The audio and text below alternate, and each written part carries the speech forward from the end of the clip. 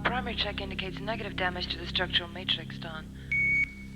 Roger, Phoebus 3, everything looking good. We copy, Houston. Functional communicator base checks out. We have a slight problem here at Mission Control, Phoebus 3. We seem to have lost our bleeping function. Afraid we're still on the air here, so you're going to have to try and speak without swearing somehow.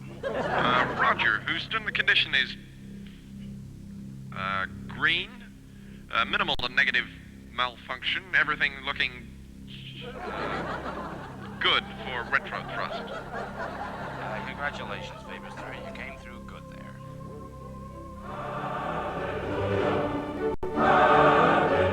Jesus Christ, did you see that? Houston, we appear to have some company. Can you identify? You have Angels, Phoebus 3, Angels 1-5, and closing. Affirmative copy, Houston. No markings. Do you guesstimate their hours? No information, Phoebus 3. They appear to be wearing dresses. Faggot angels? They can't be real angels. The commies don't believe in God. Take offensive action. Take offensive action, Phoebus 3. You have Pentagon clearance on offensive action. And the astonishing fact regarding the razor-edge balance of power in the nuclear arms race is that a simple misunderstanding, such as the one in the simulation we have just witnessed, could literally spark off World War III. Yes, it could happen by mistake. Any untoward train of circumstances, a drunken president, an armed satellite mistaking heaven for a Russian space base, could plunge us all into Armageddon. But now, on a lighter note, here's film of a Russian falling over in some snow in Leningrad. Clumsy, uncoordinated bastards, aren't they? Good night. Our enemy, Simon. Have you ever wondered why we've never invaded Russia? Well, I'll tell you why, Simon. Because Russia as a country is very, very big. Tells you it's good, sir. Russia is big. It's enormous. Where do you live? Manchester, sir. Manchester's pretty big, isn't it? Very big, sir, Yes, yes. well, let me tell you something, Simon. It's nowhere near as big as Russia. Russia is colossal. Your mother's colossal, isn't it? No, sir, she's Russian. Yes, I thought so. Smoke? Fire. Table? Chair. Knife? Throat. Good. Evil. Yeah, all right, son. Forgive me for asking, sir, but exactly where is all this leading? Not only is Russia very big, Simon, it's also miles away. That's where you come. We want you to steal it. Steal it? Steal it. What do you mean? We mean steal it, Major. But why? Why? Because it's the last thing they'd ever expect, that's why, Major. And we think you're the man to do it. But you have an extensive knowledge of European wines and you're immensely attractive to women. Come. Sir. What do you make of that, Major?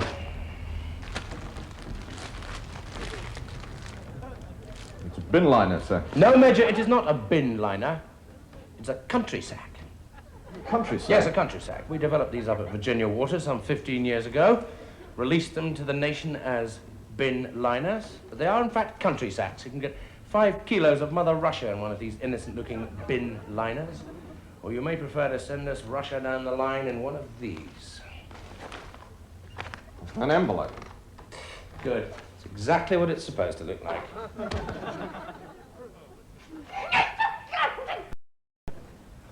Glad to see still keeping pretty sharp, Simon? I like to keep in shape, sir, yeah. Good, good. Now, touching this project. I wanted to go home for the weekend, turn it over in your mind, come back, let me know what you think. Well, I can tell you now, sir, the idea stinks. Major! It's all right, Colonel. He's the one who's got to go, after all. What makes you say that, Simon? Well, the Russians are going to notice. I mean, they're not stupid. What on earth gives you that idea? Of course they're stupid. You should read the papers more often, Simon. Now, the Colonel and I have something to show you. Colonel, would you please?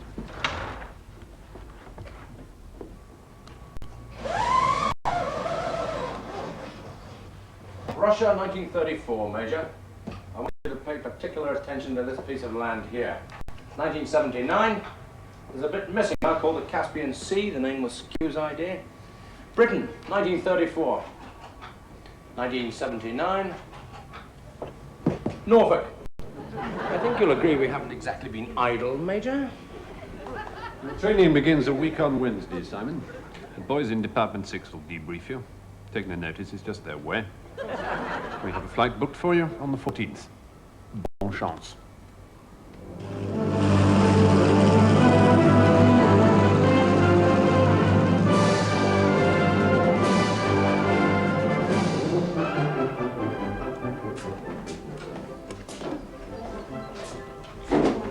I wonder why they call us the few. I think it's because we go around saying, few, I copped a cart led over Calais, that kind of thing. Or, perhaps it's, few get shot down, Ginge. Can I have your sugar? So you think the first of the few is short for the first of the people who say few? A lot. Yeah, the first of the people who say few a lot. Yeah, I mean, people have said few before. Yes, I mean, I remember my old governor used to think that few was the singular of fuse. To run about the house shouting, change that damn few, will you, someone? But I think we say it most. Well, I always thought it was short for refuse. Refuse? The first of the refuse? Well, might be it. What do you think? Well, because our young lives are being thrown away, is that what you mean? No, refuse. The first of the people to refuse to give in to Hitler's hordes. Futile. Few is short for futile. That's damn croaking, Taff. What do you mean by it? 12 raids, sir. 12 raids we've made on that German airfield, and what did we achieve? Shot a few tiles of a Nazi roof. So you think the first of the few is short for the first of the people to shoot a few tiles off a Nazi roof? Were we the first, do you think? No. Well, Bimbo's bought it. Whew, well, lucky he bought it before he crashed it. Squad would have gone up the wall. At this rate, there'll be none of us left soon. Yes, well, there were precious few of us to begin with. That's it. You've got it, that's it. What? The first of the precious? Yes. Well, glad we got that sorted out. Do you know what really scares me about this damn war? What's that, old horse? The fact that I might get hurt or killed. That's a strange thing, Bill, because I've got exactly the same chilling phobia. I'll tell you what, I shall be pretty glad when we stand down and I can get these ruddy legs off. Me too. Well, Do you think that's what they mean by stand down? Chance to uncork the pins? I suppose sorry about that. Ah, that's sick, that is. What? That sort of runny, carroty stuff on the ground.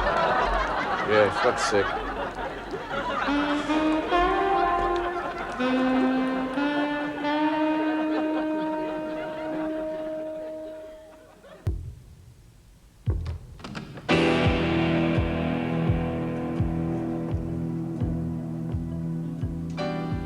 Fact is stranger than fiction. Or so fat American smoking a cigar just said. And even in our modern, air-conditioned world, the weirdest things can happen. Not me, you say. This is 1974. All that hookery, pamookery stuff is just for kids and Orson Welles. But can you honestly say you've never sat alone at night listening fearfully for the voice of your long-gone, stillborn child crying, "Mommy, Mommy"? Sure, you can shrug it off. This is 1974. It's just the voice of a stillborn child. But fate will always take a hand in tales of the barely credible. Do you mind just stepping in here for a moment, please, Miss Perkins? John, Miss Perkins. we are about to elope, John. Can't you be just a little more informal? Very well, Perkins. I have it all arranged. Marjorie will be here in 15 minutes. Oh, John, I can't help feeling that killing Marjorie is wrong. I love you, Perkins, and I will have you. I control my own destiny. The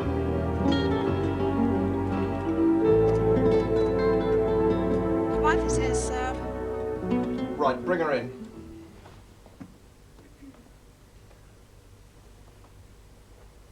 Marjorie, you've been too good to me. Too fair, too loving. You've strangled me with your love. I despise you. I'm going to shoot you and form a limited company with my secretary, whom I adore. The bullet went straight through you. Yes, John? Yes, what? John, the police have just called. Marjorie's been killed by the ghost of her stillborn child.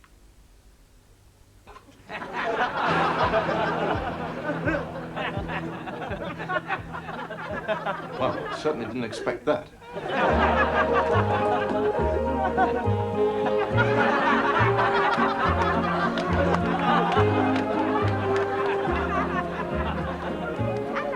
We come to what I consider to be the most fascinating part of our tour, and of course, to our brief stay in Zombieland. Yes.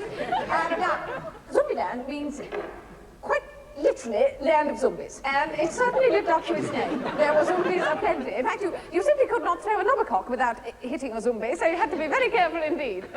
Excuse me, Miss Arnold. I'm probably being awfully dense here, but what exactly is a knobbercock? Interestingly enough, it's very similar in shape and function to the ordinary English vegetable shredder. Like a Magimix? Not quite like a Magimix, no. More like a Robo-Chef. Only the knobbercock has a longer flex for retrieval after the throw. You know, occasionally you do have to hand it to these dark chaps. I've often looked at my wife's food processor and thought it would make a damn handy weapon if you were to hurl it at somebody's head, and there she is feeding it carrots. Could we get on, please? I should be wanting to drill my scouts in here in about half an hour. I had been carried in a litter to the edge of the village. I dismissed the litter and proceeded on foot. That was my name for him. His full name was Footswani. In a silence, broken only by the steady bleeping of Footswani's little watch, which he had fashioned himself from a conker, we crept and were soon to behold the most marvelous sight, the awesome spectacle of two rhinoceroses involved in the beautiful act of having a little cuddle. Oh, you know what she's talking about, don't you? Snogging. Oh, how horrid, how perfectly horrid, how thoroughly horrid. Anyway, I didn't spot it, but at some point, Prince Charming must have asked his pretty miss to marry him, because he went sort of...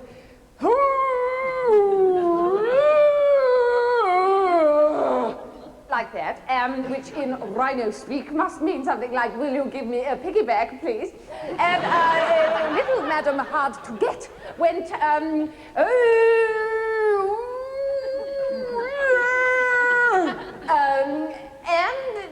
killed him.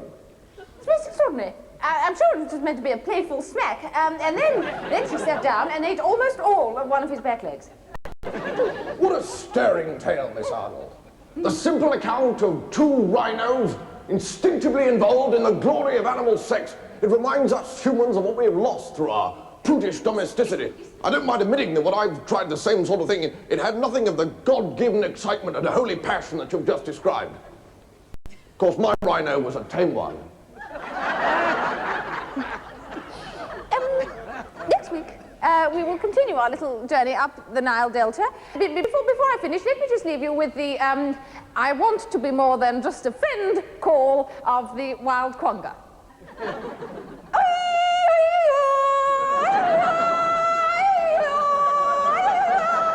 Halfway through the show now, Liverpool on 530 and Bristol on 380. Still lots of time to go. Here's your next starter for 10. Novels of John Buchan. What are the 39 steps? Morton, Liverpool. The 39 Steps is an organisation of spies. Each step represents...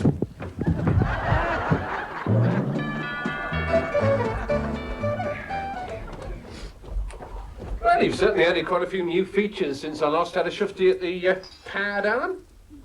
Pad, Bernard? Yeah, it's the new young person's word for house. Rather good, I thought. That's wog talk, Bernard. I won't have it here. Not that I'm being racist, you understand. Marvellous sense of rhythm. Oh, yes. Marvellous. Yeah, I was particularly impressed by the new electric toothbrush installation. Oh, yes. It's a simple AC/DC function. Put Sue in hospital, though. Really? I warned her that her mouth had to be absolutely dry before she used it. Simple electrics. Burned her tongue clean off. Still, she's very good. She doesn't talk about it. Bit of a bonus for you there, I'd have thought, Al. No more nag. Well, I expect I shall buy her a pencil and pad, bless her. Still, the sitting room doesn't seem to have changed much, Alan. Oh, no, that's where you're wrong, you see, Bernard. I've actually gone for the Swedish look. The Swedish look? Yeah, I've converted it into a fallout shelter. You see, I was thinking, if we're going to give old Ivan the ruddy good hiding he deserves, things could get a little dicey on the house front. I got some advice from the council and did the conversion myself. And it's safe now, is it? Oh, yes, totally safe, yeah. What you do, you see, in the event of war, is you draw the curtains, like so, Yeah, you see? And it's totally safe. Apparently it's even better if you can line them with Bako foil, but I got no idea where Sue keeps it. I'm useless in the kitchen. Oh, me too. I try and be a help, but I'm more of a hindrance, really. Breaking cups all over the place. Of course, all I really expect this feature to do is to withstand the initial blast, you know. What, the thermonuclear one? That's right, yeah. I can't really approve of all this skulking about after the event, trying to avoid radiation sickness. Get outside and walk it off, I say. You know, if it means a few more days in bed, then so much the better, eh? Lucky dog, eh? Waited on hand and foot, hot toddy here, slap and tickle there, eh? Because, of course, I missed all that in the last one. Too young. Missed all what? All that free sex in the war. A lot of free sex in the war, was there? Oh, oodles of it. Couldn't move without tripping over some rutting Yank. War was like that, you know. Splendid. I don't know if I'd want to be rutted by a Yank, honestly. Oh, yes, it can be marvellous. Just like being at school again.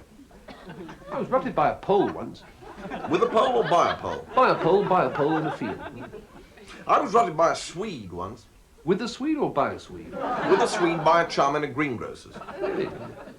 Actually, I've got a bowl of fresh fruit over there, Bernard. If you're interested, you care to... I bless you, I won't, Alan. No? Bless you. No. Just as you like. Yeah. It's just that Sue always keeps some in for conventional... Conventional purposes, yeah. Nothing funny about our relationship. The only thing that Sue's ever likely to do with an apple is push it up her bottom.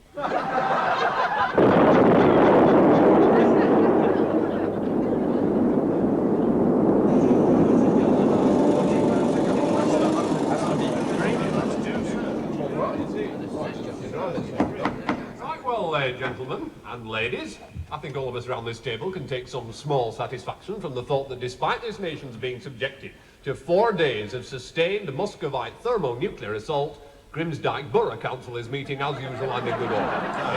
It's more than I think we'll be able to say for Sugden District Council. Aye, well, that's one in the eye for Mr. Red Wilkinson. School milk, hospitals, nuclear-free zone, I ask you. Well, they've certainly got egg on their faces now. If they've got any faces left, which I doubt. I tell you one thing, once the people of Sugden find out their council's been caught with trousers down, I think we can pretty much rely on the whole of West Lancashire turning Tory come next election. Yeah. Right, well, time presses on, so I think we'd better turn our attention to the civil administration of the borough once hostilities have actually ceased. Yeah. So... I'm particularly concerned for the old folk. The old folk. I'm also particularly concerned for the welfare of the old folk. Absolutely. Yes. This council is careful, but caring. Well, in which case I move that we designate the relief programme strictly Grimsdyke ratepayers only. Yes, Chief Constable? Well, it seems to me, Alderman Smythe, that my first concern must be for the looting. You grab what you can, Chief. Thank you, I will. But I would be happier if we could institute some kind of curfew. Perhaps everybody under a brick by 7, say? Would that be all of everybody's body, Chief Constable? Because as a doctor, I anticipate that collecting up the individual bits might prove quite a problem. Especially for the old folk. Chief Constable, I feel I must stress at this point my particular concern for the welfare of our old folk. Although the last thing they want is charity. Oh, exactly. Molly coddled them with subsidies and handouts, and they won't thank you for it because they're very proud, the old folk. Very proud. Well, if there's nothing further... Alderman Smythe. Certainly, Mrs. W. I just thought I'd like to ascertain that my concern for the old folk has been duly noted. It has been duly noted, Mrs. W, and it does you, if I may say so, great credit. Great credit. Well done. Right, well, I think that just about wraps everything up. So, I think we can safely adjourn until the same time tomorrow, gentlemen. Thank you so much.